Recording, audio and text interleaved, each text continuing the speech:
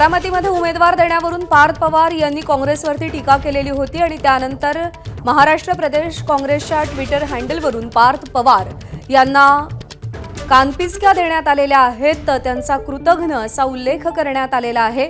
पार्थ यांच्या टीकेवरती काँग्रेसनं पलटवार केलाय। धड भाषणही करता न येणाऱ्या आणि पूर्व पुण्याईवरती कुटुंबियांच्या पूर्व पुण्याईवरती आत्ताच खासदार झालेल्या मुलानं काँग्रेस पक्षाच्या डाऊनफॉलबद्दल बोलणं जरा जास्तच झालं नाही का, असा सवाल काँग्रेसच्या या ट्विटमधून विचारण्यात आलेला आहे।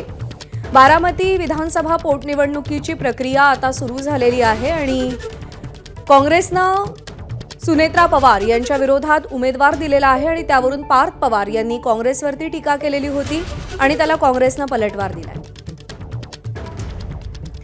काँग्रेसचे प्रवक्ते अतुल लोंढे सध्या आपल्या सोबत आहेत। अतुल लोंढेजी नमस्कार। काँग्रेसनं अत्यंत खरमरीत शब्दात पार्थ पवार यांची हजेरी घेतलेली आहे। आपली प्रतिक्रिया काय, म्हणणं आहे आपलं काँग्रेसच्या या भूमिकेवर आणि पार्थ पवारांच्या टीकेवर? त्याचं तर स्पष्ट उत्तर जे आहे ते स्वतः पवार साहेबांनी दिलेलं आहे। ते किती परिपक्व आहेत हे त्यांच्या घरातूनच त्यांना उत्तर मिळालेलं आहे।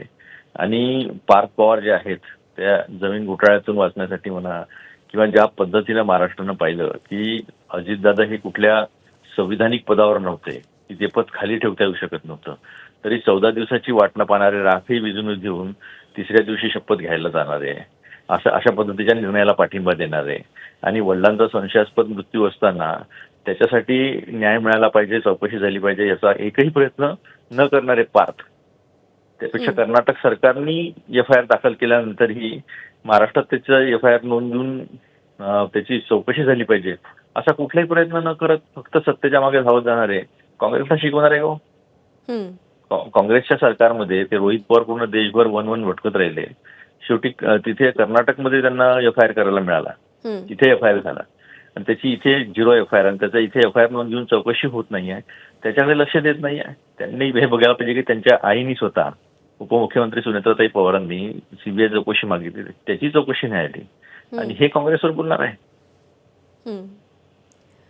म्हणजे एवढे आत्ताशी खासदार झाले तेही वडिलांच्या पुण्याईवर स्वतःच्या भरोशावर झाले नाहीत, तर अशा परिस्थितीमध्ये तिसऱ्या दिवशी शपथ घ्यायला तर जे काही ज्येष्ठ नेत्यांनी किंवा जो काही निर्णय घेतला असेल तर त्यांच्या पक्षाने तो सुद्धा थांबवू न शकणारे पार्थ पवार काँग्रेसला शिकवणार आहे।